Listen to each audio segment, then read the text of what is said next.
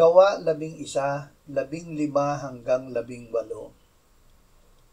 Sinabi ni Pedro, nang ako'y magsimulang magsalita, bumaba sa kanila ang Espiritu Santo na kung paanong bumaba rin sa atin noong una.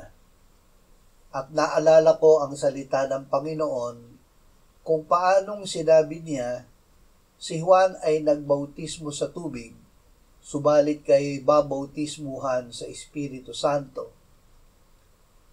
Kung ibinigay sa kanila ng Diyos ang gayon ding kaloob na gaya naman ng kanyang ibinigay sa atin, nang tayo'y nanampalataya sa Panginoong Hesukristo, sino ba ako na makakahadlang sa Diyos?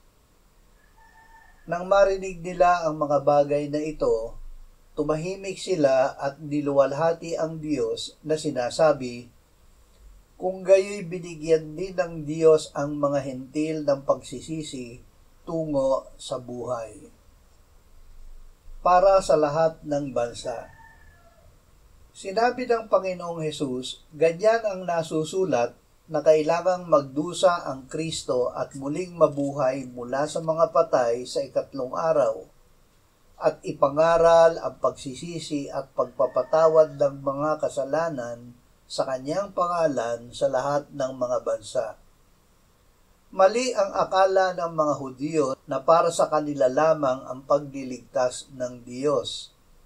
Ang Panginoong Hesus ay namatay para sa kasalanan ng sanlibutan. Ang Ebanghelyo ang kapangyarihan ng Diyos para sa kaligtasan ng bawat sumasampalataya, maging Hudyo o Hentil.